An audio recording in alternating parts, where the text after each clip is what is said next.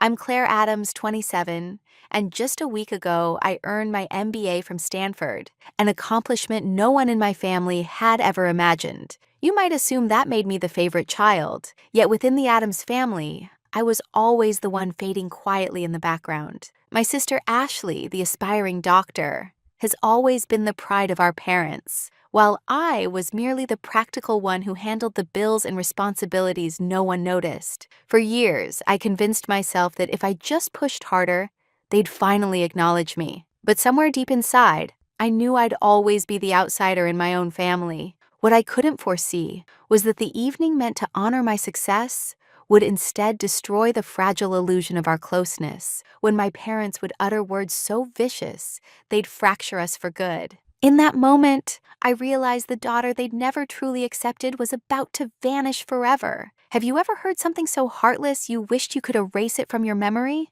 especially on a day meant to lift you up? If my story resonates, maybe sharing it will help someone else rediscover their own worth. We gathered at Delmonico's, one of the most elegant spots in Seattle. Crisp white tablecloths, golden chandeliers, and the soft murmur of wealth all around. I had booked the private room myself, covering every meal, every bottle, every last detail. It wasn't about showing off. After years of side jobs, student loans, and relentless effort, I simply wanted one evening to celebrate something I had truly earned. I welcomed each guest with a polite smile that never fully reached my eyes. Professors, colleagues, my supervisor from the consulting firm where I'd just secured a full-time position, and classmates who looked genuinely proud to be there. Then my parents arrived. Susan and Robert Adams, stylishly late as usual, perfectly dressed and composed, as if the celebration were theirs instead of mine. They carried no flowers, not even a simple card. Ashley wasn't there either. She was supposedly working a hospital shift, though I suspected she just didn't feel like attending an event that wasn't about her. I made the introductions, watching as my parents exchanged handshakes and polite smiles. Compliments flowed, the kind I had secretly wished they'd hear one day. One of my professors smiled and said, "You must be incredibly proud of Claire. A Stanford MBA is no easy accomplishment." My mother gave a small, airy laugh and replied, "We're proud of both our girls, but Ashley, our youngest, she's in med school now, pulling long hours in the ER, saving lives. That's what truly matters." Silence followed. You could almost hear the cutlery pause midair. My grin stayed fixed, rigid and practiced, like it had been fastened there just to survive the moment. A few minutes later, my manager rose to give a toast. He spoke about my determination, how I'd guided our intern team and kept everything afloat when deadlines loomed. "Claire is among the most capable young consultants I've ever worked with," he said proudly. "She's destined for great things." The applause that followed was warm and genuine. I turned toward my parents, hoping for even a flicker of pride in their eyes. My father let out a light laugh. "She's clever, sure, but Ashley, she's saving lives every day." That's the kind of pride that really matters. The words hit like a script they'd practiced, as if my whole life existed only to lead into Ashley's grand performance. The hero, the healer, the one who mattered. Around us, the table went stiff, eyes darting uncomfortably. One of my coworkers, bless her heart, tried to mend the tension. She leaned toward my mother and said gently, "Still, you must be very proud of Claire. What she's done is incredible." My mother's smile was cool, almost dismissive. "I suppose it's fine," she said. Then my father jumped back in, steering the topic once again toward Ashley's endless night shifts, rotations, and all the patients she'd helped. "Compared to a doctor," he added with a casual shrug, "an MBA doesn't quite measure up." That was the breaking point. I pushed back my chair, the sound slicing through the silence like a blade. Every conversation died. My voice came out steady, stronger than I expected. "Do you have any idea what it took for me to get here? How many nights I went without sleep? How many hours I worked while studying so I wouldn't cost you a cent?" My mother's lips pressed tightly together, a wall of quiet disapproval. My father looked at me like I was causing a spectacle. I paid Ashley's tuition. I sent money when the power was cut off. I went without so this family could survive. And still, I'm dismissed as just the one behind a desk? The air grew dense. Every breath in the room seemed to stop. By then, I wasn't speaking to the guests, only to the two people who had never truly seen me. If I'm as useless as you think, then who do you believe kept this family from falling apart all these years? My father rose, his face flushed with anger. He didn't raise his voice. He didn't need to. His reply was sharp enough to wound. We wish we never had a daughter like you. A collective gasp, the sound of a spoon hitting a plate. For a heartbeat, my vision swam. Not from tears, but from sudden, painful clarity. I looked around the table, seeing every shocked expression, every person who valued me for what I'd achieved, and then back at the two who had just erased me in an instant. When I finally spoke, my tone was calm, almost steady. If that's truly what you wish, then maybe it's time I start living as though I never belonged to you at all. And I left. If I was never truly wanted, maybe it was time to start living like I never belonged to them at all. I didn't shed a single tear that night. Not when I stepped out of the restaurant. Not when my heels echoed on the wet Seattle pavement beneath a soft drizzle that felt almost familiar. Not even when I made it home, slipped off my shoes, and sat in the quiet darkness of my apartment. But the next morning, when I unlocked my phone and saw 11 missed calls from my parents and a single message that said, "You embarrassed us. I hope you're proud of yourself," that's when something inside me gave way. It wasn't sadness that hit me. It was sheer fatigue, because this wasn't some isolated moment. It was just the latest scene in a lifelong pattern I'd finally stopped pretending was normal. I wasn't surprised anymore. I was simply finished. All through my childhood, I was the quiet girl who faded into the background, while Ashley sparkled under every spotlight. We were only 2 years apart, yet it often felt like decades of distance in how we were loved. Ashley had piano recitals, ribbons for participation, birthday parties with towering cakes and golden balloons spelling out her name. I once got a cake that read, "Happy birthday, Ashley O. and Claire," scrawled awkwardly in the corner. A punchline that became a family favorite. They laughed. I didn't, but I smiled like I always did. I learned young that success only counted if it matched what they valued. When I brought home the first place certificate from the regional math competition, glowing with pride, I truly thought it might finally mean something. Mom didn't even glance up from the laundry basket. "That's nice," she said casually, "but Ashley's volunteering at the hospital." That phrase, real impact, was their mantra. It echoed through every conversation, every comparison. Apparently, nothing truly mattered unless it came with a stethoscope. Still, I didn't quit. I kept pushing, believing that if I achieved enough one day, they'd finally say what I'd spent my whole life waiting to hear. "We're proud of you, Claire." So I kept grinding. Through college, juggling 3 jobs at once.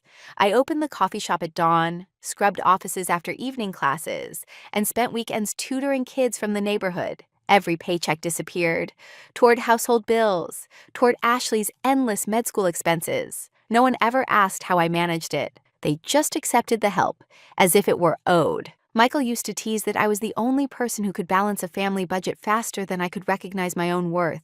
He said it with a grin, but there was always that flicker of tenderness in his eyes afterward. Michael had been my closest friend since college, the one person who always saw past the masks I wore. His story wasn't identical to mine, but it carried the same melody. His father, a former military man, demanded obedience with an iron hand. When Michael chose art instead of engineering, the man disowned him. But unlike me, Michael didn't spend years begging for approval. "You can't water dead roots, Claire," he once told me. "It's not your fault when nothing grows." At the time, I brushed it off, thinking he was just bitter. I still believed loyalty meant giving until there was nothing left to give. But that night, for the first time, his words began to make sense. After the disastrous dinner, Michael called. I couldn't bring myself to answer, but I replayed his voicemail over and over. "Claire, I'm proud of you, not just for speaking up,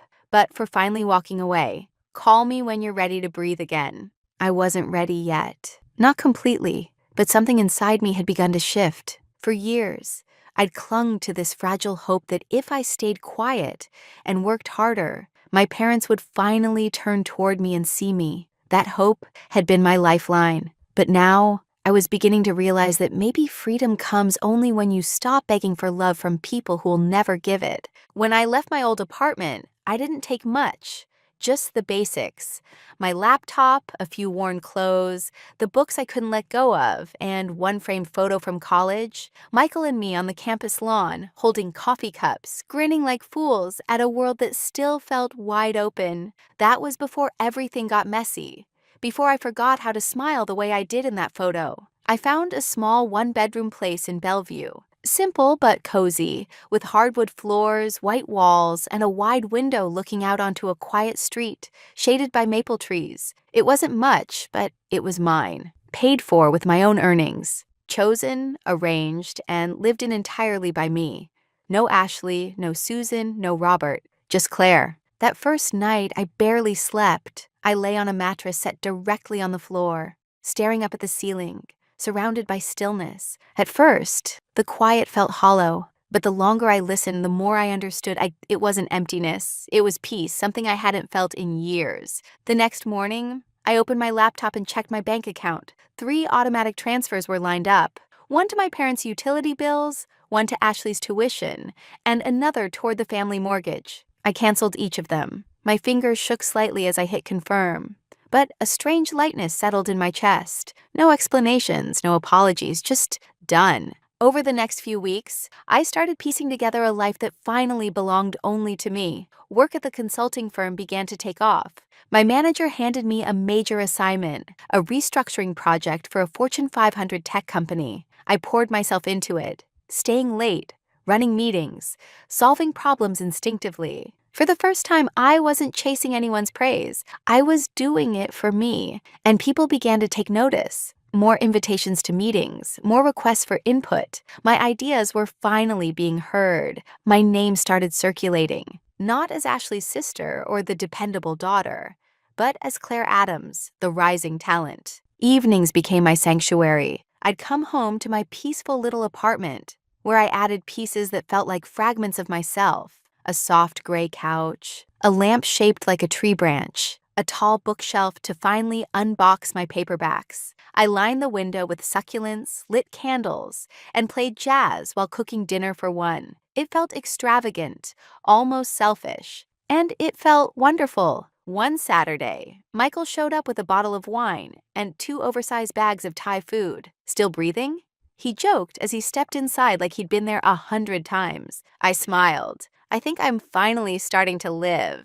We sat cross-legged on the floor, eating noodles, sipping cheap Cabernet, laughing about our college days. For a while, life felt light again. Simple, unburdened. I like this place, he said, glancing around. It feels like you. I hesitated, smiling faintly. I think I'm still figuring out what that means. He lifted his glass and said softly, to figuring it out. Our glasses touched, and a quiet warmth spread through me. It wasn't pride or relief. It was something gentler, maybe the first trace of self-acceptance, or at least the sense that I was finally moving toward it. Later that night, as I folded a blanket over the back of the couch, my phone buzzed. Mom, then again, Dad. No messages, just a string of missed calls. 10 in total. I didn't answer. I didn't even check them. Instead, I switched the phone to silent, wrapped myself in the blanket, and watched the streetlights flicker through the window. They had chosen silence for years.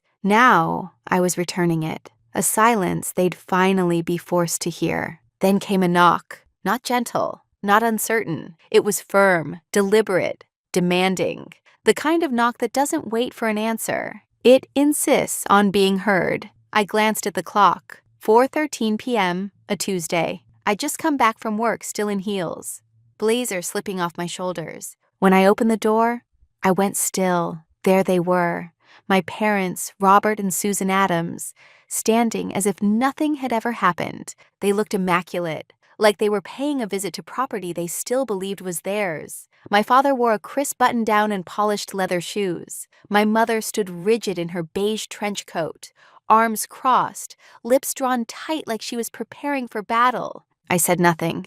I didn't move. We need to talk, my mother said. The last time we'd spoken, she told me I'd humiliated the family. Yet here she was, on my doorstep, pretending the wound didn't exist. Without waiting for me to respond, they walked right past and into my apartment. I closed the door slowly behind them, as if one wrong sound might set something off. They settled onto my couch, the one I'd bought myself, in the living room I'd built from my own hard work and sleepless nights, with money they'd never thanked me for. I stayed standing. "Claire," my father began, adjusting his tone into that smooth, professional cadence he used for meetings. "Ashley's run into some setbacks." Setbacks? That was the word he chose. Her hospital internship had been terminated. "Staff cuts," my mother said curtly. "And as for her tuition, the remaining balance hasn't been paid. If that doesn't get resolved soon, Ashley might have to leave the program." "And?" I asked, my tone flat. "And," my mother shot back, "we need your help." There it was. No apology, no trace of remorse. Just the same old refrain. "Help," I echoed, like it was a foreign word on my tongue. "Claire, you understand how critical this is?" My father said, his voice measured. "If she falls behind now, she could lose everything." "She?" I asked quietly. "Or you?" My mother's gaze hardened. "Don't be petty," she hissed. I let out a sharp, dry laugh that startled even me. I gave up years of my life for this family, paid bills when the lights went out, bought Ashley's textbooks, covered her rent, her groceries. I sacrificed so she could have it all. And the one time, just once, I asked for something back, you told me I disgraced you. "We were angry," my father barked. "You were disrespectful." I stepped closer, the sound of my heels striking the floor cutting through the tension. "No," I said evenly. "You disrespected me. For years, quietly, consistently, until it became the rhythm of our family. You didn't raise me. You drained me." My mother straightened, her arms unfolding. "We're your parents," she said sharply. "We brought you into this world, and I carried it." I replied, the words rising from somewhere deep. "I carried it while you stood on my back and praised someone else for standing taller." The air between us tightened, thin as a wire ready to snap. "You don't get to walk in here and pretend none of that happened," I said quietly but with force. "You don't get to act like you never told me you wished I'd never been born." My father's mouth opened, then shut again, the silence doing all the talking. I moved to the door and held it wide. "If you came here to apologize, I'd listen. But if you came to ask for more, that conversation ended the night you disowned me." Neither of them moved. "Claire, this is family," my mother said, her tone climbing. "Blood is blood, not when it's toxic," I said, shaking my head and nodding toward the hallway. They left stiffly, wordless. But before stepping through the doorway, my mother turned and said, "You'll regret this. Someday you'll realize you need your family." I met her eyes without blinking. "I already have one. It just doesn't include you." The door closed behind them with a soft click, and for the first time, there was nothing inside me but quiet. No guilt, no fear, no doubt. Just air, cool and clean, still, free. This time, when the door shut behind them, I didn't cry. I smiled. The weeks that followed moved in quiet rhythm. No calls, no texts, just silence. The same silence they once demanded from me. Except now it wasn't submission, it was strength. It wasn't the silence of someone shrinking. It was the calm of someone who had finally found her own voice in the quiet. At work, I poured myself into everything. I led meetings with a confidence that felt unfamiliar at first, like wearing someone else's jacket, until I realized it had always been tailored for me. People listened when I spoke. Clients began asking for me by name. Then came the big assignment, a multi-million-dollar restructuring for a tech giant out of Redmond, the kind of project that defines a young consultant's career. My manager handed it to me without hesitation. "You've earned this," he said. "Don't look back." And I didn't.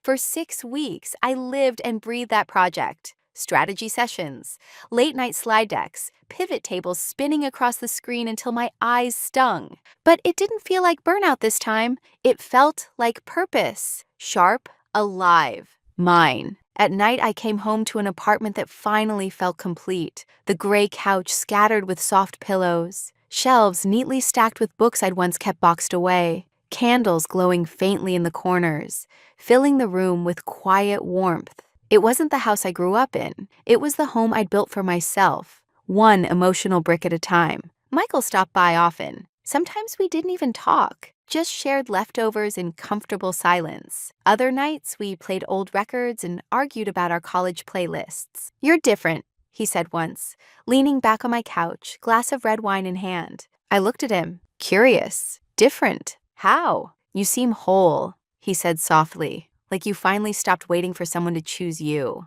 I didn't answer. I didn't have to. The steady warmth rising in my chest spoke for me. Then came the article. Our project had exceeded every forecast.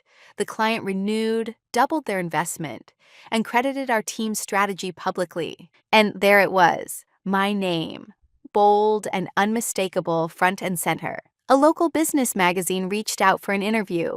I said yes, though a part of me hesitated. I wasn't accustomed to being visible, but during the interview, I told the truth, not just about the project's success, but about the road that led me there. Without pointing fingers, I spoke about what it means to grow up unseen, to chase validation that never comes, and to finally stop needing it. The article was titled Rising Star, Claire Adams on Leading Through Resilience. It spread fast. First hundreds of likes, then thousands.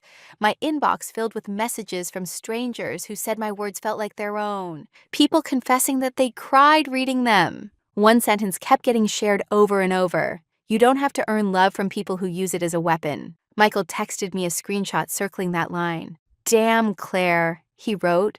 "You started a quiet revolution." But not everyone stayed quiet. Emails began flooding in from my parents. Clipped, angry, seething. "You've humiliated this family. How dare you speak about us in public? Ashley's struggling and you're out there showing off." I didn't answer. They shifted from guilt to accusation, and finally, back to silence. And I stayed still. For once, I didn't feel compelled to defend, explain, or repair. I let it shatter. And this time, I didn't rush to pick up the pieces. And somehow, when everything else had fallen apart, I hadn't.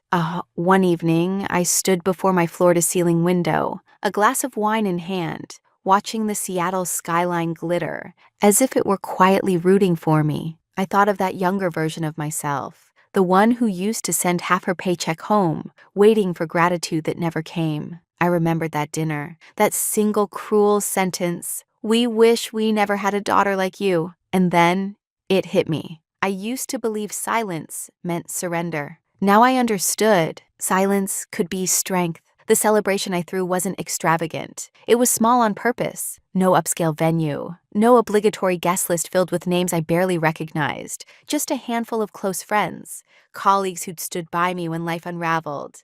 And Michael, naturally, who arrived with 2 bottles of wine and a ridiculously large cheese board he insisted on arranging himself. It wasn't a party for achievement.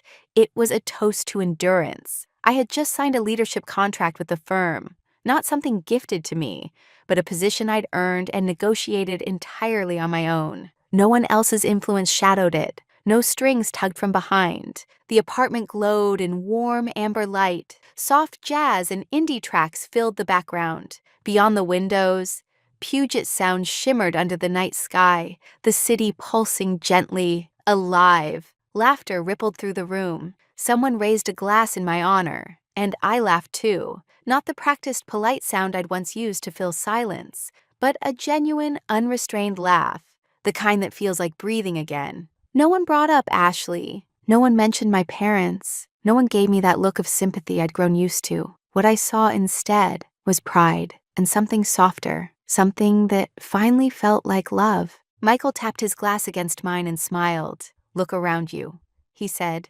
gesturing toward the laughter and light. "This is the family you built, Claire." I nodded, the truth of it sinking in. "Yeah," I said quietly, "the kind that chose me too." Later, when everyone had gone, I stepped out onto the balcony. The air from the bay was brisk, clean, brushing through my hair like it was clearing away what was left of the past. Below, Seattle's lights shimmered like scattered stars. I finished the last sip of my wine and let myself breathe. I thought of all the unseen sacrifices, the years I kept giving until there was nothing left to give. I thought of that dinner, of those words I'll never unhear. But then I remembered the first time I stood up for myself, the first night I slept here, alone but safe, The first time someone told me they were proud of me and meant it. And it hit me. Maybe we don't get to choose the family we're born into, but we do get to decide which parts of that story stay with us and which ones we finally set down. Maybe love that demands proof isn't love at all. Maybe real freedom is learning to stop needing what was never freely offered. From inside, my phone began to buzz. Another message, this time from someone I didn't know, a stranger who'd read the article, found me through the noise, and wrote, "Your story helped me finally walk away from the pain I thought I had to accept." I smiled. I wasn't alone anymore, and neither were they. I stepped back inside and turned off the lights. The room still held the warmth of laughter, the faint scent of wine and candles lingering in the air. I'd spent years pleading for acknowledgement. Now I was finished pleading. I was creating, I was choosing. And for the first time, I knew exactly who I was. Not a daughter to be managed, not a fallback plan, not an invisible thread holding others together. Just me, whole, enough, free. I may not be the daughter they wanted, but I am, at last, my own.